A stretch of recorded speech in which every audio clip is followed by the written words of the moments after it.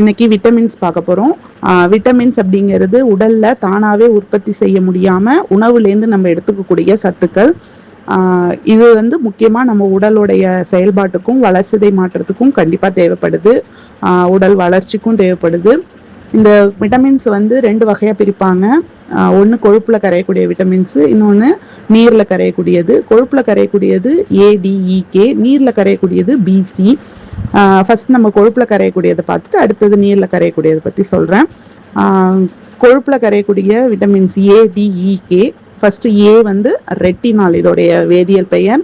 இது எதுக்காக இம்பார்ட்டன்ட் அப்படின்னு பார்த்தீங்கன்னா கண் பார்வைக்கும் தோல் வளர்ச்சிக்கும் இம்பார்ட்டன்ட். இது எதெல்லாம் இருக்குது அப்படின்னா கேரட்டில் இருக்குது, கீரை வகைகள், சோளம், இந்த மாதிரி உணவுப் பொருட்களில் இருக்குது. கிச்சனில் நம்ம யூஸ் பண்ணும்போது எதெல்லாம் கலர்ஃபுல்லான வெஜிடபிள்ஸாக இருக்கோ அதில் எல்லாத்துலேயும் இந்த விட்டமின் ஏ இருக்குது. அது இல்லாமல் சக்கரவள்ளி கிழங்கு இதெல்லாம் கூட இருக்குது விட்டமின் ஏ. விட்டமின் ஏயோடைய குறைபாடுன்னு பார்த்தா மாலைக்கண் நோய். அடுத்தது விட்டமின் டி, இதோடைய வேதியியல் பெயர் கால்சிஃபெரால். இது எதுக்கு இம்பார்ட்டன்ட் பார்த்தீங்கன்னா கால்சியம் அப்சார்ப்ஷனுக்கு இம்பார்ட்டன்ட், எலும்புகளுக்கு. இது எதெல்லாம் இருக்குது அப்படின்னா மீன் எண்ணெய், முட்டை, பால், முக்கியமாக சூரிய ஒளியில் அதிகமாக இருக்குது. அதனால தான் வெளிநாடுகளில், அதாவது சூரிய வெளிச்சம் இல்லாத பிரதேசங்களில் வாழறவங்கலாம் வந்து விட்டமின் டியை வந்து சப்ளிமெண்ட்ஸாக டெய்லியுமே எடுத்துப்பாங்க. இதோடைய விட்டமின் டியோட குறைபாடு பார்க்கும்போது ரிக்கட்ஸ் குழந்தைங்களுக்கு, ஆஸ்டியோமலைக்கியா பெரியவங்களுக்கு வரும், எலும்பு வளர்ச்சி வளைவு நோய். அடுத்தது விட்டமின் இ, டோகோஃபெரால். டோகோஃபெரால் வந்து பார்த்தீங்கன்னா மெயினாக இனவிருத்திக்காக இருக்குது. அப்புறம் இது அதிகமாக எதில் இருக்குன்னா தாவர எண்ணெய்களில் இருக்குது, காய்கறி, பாதாம். அதனால தான் டெய்லியும் கொஞ்சம் பாதாம் ஊற வச்சு குழந்தைங்களுக்கு கொடுக்கணும்னு சொல்கிறோம். அது வந்து இந்த விட்டமின் இ அதிகமாக இருக்கிறதுனால. இதோடைய குறைபாடுன்னு பார்த்தோம்னா மலட்டுத்தன்மையும் நரம்பு தளர்ச்சியும். அடுத்தது விட்டமின் கே. விட்டமின் கேன்றது பைலோகுயினோன்றது பார்த்தீங்கன்னா ரத்தம் உறையறதுக்கு ரொம்ப ரொம்ப இம்பார்ட்டண்டாக இருக்கிற விட்டமின் பார்த்தீங்கன்னா விட்டமின் கே. இது வந்து பச்சை காய்கறிகளில், அப்புறம் முட்டைக்கோசு, பால் பொருட்கள்லாம் அதிகமாக இருக்குது. இந்த விட்டமின் கேவோட குறைபாடுனால என்ன வரும் அப்படின்னு பார்த்தீங்கன்னா ரத்தம் உறையாமல் இருக்கிறது.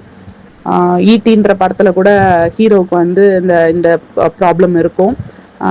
அவங்க இந்த விட்டமின் கே குறைபாடுனால என்ன ஆகும்னா ஒரு குறிப்பிட்ட நேரத்துக்குள்ளார ரத்தம் உறையாமல் இருக்கும். ஒரு காயம் வருது அப்படின்னா அந்த இடத்துலேருந்து ரத்தம் வந்து கண்டினியூஸாக வெளியேறிக்கிட்டே இருக்கும், உறையாமல் கண்டினியூஸாக வெளியேறிக்கிட்டே இருக்கும். ஸோ அந்த மாதிரி இருக்கிற நோய் வந்து இந்த விட்டமின் கேவோடைய டெஃபிஷியன்சியாக இருக்கும். அடுத்தது நீரில் கரையக்கூடிய விட்டமின் பிசி. விட்டமின் பின்றது தயமின், அதோடைய வேதியியல் பெயர். இது வந்து முழு தானியத்தில் பால், மீன், பட்டாணி இதெல்லாம் அதிகமாக இருக்கும். இதோடைய குறைபாடு வந்து பார்த்திங்கன்னா பெரிபெரி. அடுத்து பி2 அப்படிங்கிறது ரிபோஃப்ளாவின். ரிபோஃப்ளாவின் வந்து சோயாபீன்ஸில், பால், முட்டை, பாலக்கீரை இதெல்லாம் அதிகமாக இருக்குது. இதோடைய குறைபாடுன்னு பார்த்தோம்னா அதிகமாக வாய்ப்புண் வரும் நிறைய பேருக்கு. ஆனால் அது எதனால் வருதுன்றது தெரியாது. இந்த விட்டமின் பி2 ரிபோஃப்ளாவின் குறைபாடுனால வரக்கூடியது தான். அடுத்தது விட்டமின் பி3, அது நியாசின், அதோடைய வேதியியல் பெயர். இது மெயினாக வந்து பார்த்தீங்கன்னா நரம்பு வளர்ச்சி இதுக்கெல்லாம் வந்து யூஸ்ஃபுல்லாக இருக்குது. இதோடைய குறைபாடுன்னு பார்த்தோம்னா அந்த நோய் பேர் பெல்லாக்ரா. சில பேருக்கு சூரிய ஒளியில் அவங்க தோல் படும்போது, இந்த குறைபாடு இருக்கிறவங்களுக்கு சூரிய ஒளியில் படும்போது தோல் அழற்சி அப்படிங்கிற ஒரு ப்ராப்ளம் வந்து கிரியேட் ஆகும். இந்த நியாசின் வந்து அதிகமாக கோழி இறைச்சி, நிலக்கடலாம் அதிகமாக இருக்குது. அடுத்தது பி6 உடைய வேதியியல் பெயர் பார்த்தீங்கன்னா பைரிடாக்சின். இது அதிகமாக வந்து பார்த்தீங்கன்னா வாழைப்பழத்தில் இருக்குது பைரிடாக்சின். இதோடைய குறைபாடுனால வலிப்பு நோய் வரும். அடுத்து பி7 பயோட்டின். இந்த பயோட்டின் வந்து மெயினாக காலிஃப்ளவர்லேயும் முட்டைக்கோசல்லாம் இருக்குது. இதோடைய குறைபாடு பார்த்தீங்கன்னா மனசோர்வு அதிகமாக இருக்கும், தசை வலி அதிகமாக இருக்கும் இந்த பயோட்டின் குறைஞ்சிருந்தா. அடுத்து பி9ன்றது ஃபோலிக் ஆசிட். ரத்த சோகையை வந்து இதோடைய குறைபாடாக இருக்கும் ஃபோலிக் ஆசிட். அதனால தான் பார்த்தீங்கன்னா அனிமிக்காக இருக்கிறவங்களுக்கு டாக்டர் வந்து ஃபோலிக் ஆசிட் டேப்லெட்ஸ் கொடுப்பாங்க. ஸோ அந்த அளவுக்கு வந்து இது ரத்த சோகையை உண்டாக்கக்கூடிய ஒரு விட்டமின். இது குறைஞ்சதுன்னா ரத்த சோகை வரும். அதிகமாக மீன் இறைச்சிலாம் இந்த ஃபோலிக் ஆசிட் இருக்குது. அடுத்தது பி டுவெல்லோட வேதியியல் பெயர் சைனோகோபாலமைன். இது குறைபாடு ஆனாலும் பெர்னிஷியஸ் அனிமியான்னு ஒரு வகையான ரொம்ப மோசமான ரத்த சோகைன்னு சொல்லலாம். அவங்களுடைய ஹீமோகுளோபின் லெவல் வந்து ரொம்ப ரொம்ப கம்மியாயிடும். அதனால அவங்களுக்கு சோர்வு அந்த மாதிரி ப்ராப்ளம்லாம் அதிகமாக வரும். அடுத்தது விட்டமின் சியோட கெமிக்கல் நேம் பார்த்தீங்கன்னா அஸ்கார்பிக் ஆசிட். இது மெயினாக எதுக்கு அப்படின்னா பல் ஈறுகளுக்கும் நோய் எதிர்ப்பு திறனுக்காகவும் மெயினாக தேவைப்படுது. அண்ட் முக்கியமாக இந்த விட்டமின் சி வந்து பார்த்திங்கன்னா ஆன்டி ஆக்சிடெண்ட்டாக இருக்கும். ஆன்டி ஏஜிங், அதாவது நான் படிக்கும்போது என்னோட ப்ரொஃபஸர் சொல்லியிருக்காரு, விட்டமின் சி உள்ள ஜூஸ் வந்து ரெகுலராக எடுத்துகிட்டு இருக்கவங்க ரொம்ப இளமையாக இருப்பாங்க அப்படின்னு சொல்லுவார் அவர். ஸோ அது எப்பயுமே எனக்கு மறக்கவே மறக்காது.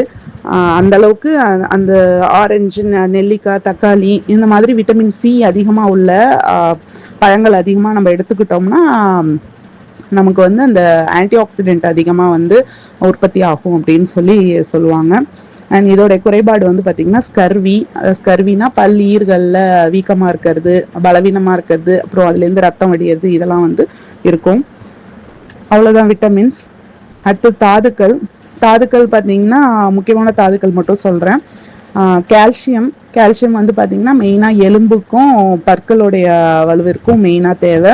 இது பால், தயிர், கீரை, பாதாம் இதெல்லாம் வந்து அதிக அளவு இருக்குது. இந்த கால்சியம் குறைபாடுனால என்ன வரும் அப்படின்னா எலும்பு பலவீனமாகும் அண்ட் பற்கள் வந்து பலவீனமாக இருக்கும். அடுத்தது இரும்பு சத்து. இது ரத்த உற்பத்திக்கு ரொம்ப ரொம்ப முக்கியம். நம்மளோட ஆர்பிசி ப்ரொடக்ஷனுக்கு இந்த இரும்பு கண்டிப்பாக தேவை. இது அதிகமாக வந்து கீரைகளில் இருக்கும். அதனால தான் கீரைகள் நிறையா சேர்த்துக்கணும் நம்ம உணவில் அப்படின்னு சொல்லுவாங்க. கீரை, கொண்டக்கடலை இதெல்லாம் அதிகமான இரும்பு சத்து இருக்குது.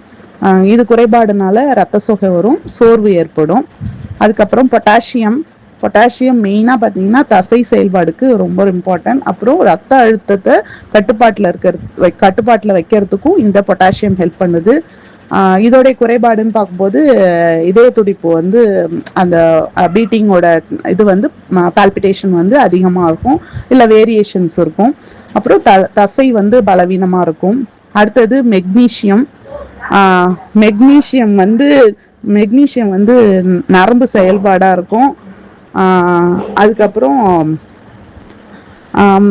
மெயினாக வந்து பார்த்தீங்கன்னா பாதாம், முந்திரி, பூசணி விதை எல்லாம் வந்து அதிகமாக இருக்கும் இது. அப்புறம் இதோடைய குறைபாடுன்னு பார்க்கும்போது தசை வந்து வலுவில்லாமல் இருக்கும், தசை வந்து வீக்காக இருக்கும். அப்புறம் தூக்கமின்மை அதெல்லாம் கூட ஏற்படும்.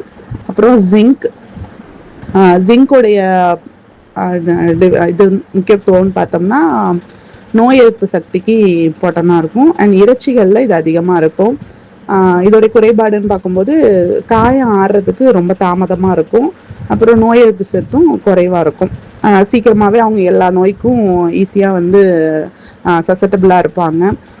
அடுத்தது சோடியம் வந்து நம்ம உடலை வந்து சமநிலையில் இருக்கிறதுக்கு ரொம்ப ரொம்ப இம்பார்ட்டன்ட். இந்த சமநிலையில் வைக்கிறதுக்கு தான் இந்த சோடியம் வந்து நமக்கு ரொம்ப முக்கியமாக இருக்குது.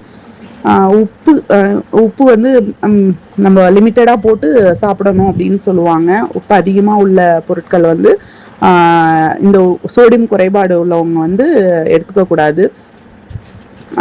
இதோடைய டெஃபிஷியன்சின்னு பார்க்கும்போது தலைவலி, சோர்வு, வாந்தி இந்த மாதிரிலாம் வரும். அதனால இந்த சோர்வுலாம் வரும்போது இந்த ஓஆர்எஸ் பவுடர் அப்படின்னு கொடுப்பாங்க ஹாஸ்பிட்டலில். பார்த்தீங்கன்னா இந்த ஓஆர்எஸ் பவுடரில் வந்து பார்த்தீங்கன்னா டீஹைட்ரேஷனுக்காக அந்த காம்ப்ளெக்ஸ்னால போவாங்க. அந்த காம்ப்ளிகேஷன்னால சோடியம் கொடுக்கும்போது என்ன ஆகும்னா அங்கே வந்து அந்த நம்மளுடைய பாடி மெட்டபாலிசம் வந்து மெயின்டைன் பண்ணுவாங்க, அந்த ஹோமியோஸ்டாசிஸ் வந்து மெயின்டைன் பண்ணுவாங்க. ஸோ அதனால் அந்த சோடியம் வந்து இது பண்ணுவாங்க. இந்த காமனாக அந்த மினரல்ஸ் எல்லாமே வந்து இலைகள், அதாவது கீரை வகைகளில் பச்சை இலை அந்த கீரை வகைகள்லாம் இருக்குது. அப்புறம் பால் ப்ராடக்ட்ஸ் எல்லாத்துலேயுமே இருக்கும். பருப்பு, பீன்ஸு இதெல்லாமே காமனாக இருக்குது. ஸோ நம்ம ஹெல்த்தியாக லீட் பண்ணணுன்னா இந்த மைக்ரோ நியூட்ரியன்ஸான விட்டமின்ஸையும் மினரல்ஸையும் கண்டிப்பாக நம்ம உணவில் கரெக்டாக சேர்த்துக்கணும். தேங்க்யூ.